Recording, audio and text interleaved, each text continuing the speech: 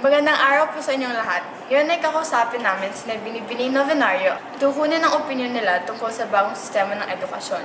Kasama rin namin ngayon si Danny Evan at tatanungin namin ang kanyang mga opinion sa paano gawin ang mga tama at kung paano siya nagtatagumpay.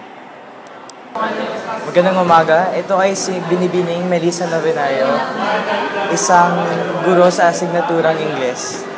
Magandang umaga, Miss. Magandang umaga. Ilang taon na po kayo nagtuturo? Okay, bale ito yung ika-5 taon ko na sa pagtuturo. Ito yung unang taon ko dito sa Zobel, pero nakapagturo na ako ng 4 na taon sa College of Holy Spirit. Ano po ang kakaibahan ng sistema dito sa Zobel at sa sistema dun sa luma niyong paralan?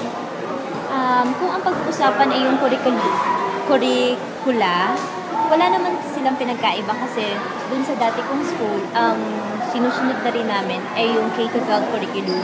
At meron din mangilan-ngilang section na ginagamit pa rin yung RBEC o yung Revised Basic Education Curriculum.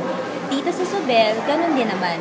Sumusunod tayo sa K-12 curriculum at meron pa rin ilang section na ginagamit pa rin or ilang year level na ginagamit ang Revised Basic Education Curriculum. Salamat po. Magandang umaga. Kasama ko ngayon si Daniela Evan, ang top 2 ng batch 2016 sa taong 2013 to 2014.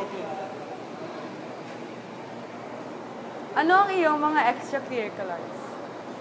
Ngayon, ako ay nasa PEP, nasa interbatch, nasa promcom, at nasa MOVE. Paano mo na manage ang iyong oras? Kapag may pinapagawa sa'yo, dapat gawin mo kagad. Dapat wag mong patagalin para wala kang problema. Sa dami ng iyong extracurriculars, paano mo nabibigyang oras ang iyong pag-aaral? Minsan nga, hindi ako nakakatulog. Pero, parang binabawi ko na lang siya sa ibang mga araw. Maraming salamat, Daniela Evan. Ayon sa mga guro, mas lumawak ang paraan ng pagtuturo nila at dumami ang mga ginagawa ng mga estudyante sa sistemang K-pop at K-12. Gusto din nila ang pagkakaiba ng mga ugali ng mga estudyante. Ayon kay Danny Evan, sinasakripisyo niya ang pagtulog upang matapos ang kanyang gawain. Sa kabuuan, parehong mga estudyante at guro ay kailangan magtulungan upang magtagumpay at umunlad sa bagong sistema ng edukasyon.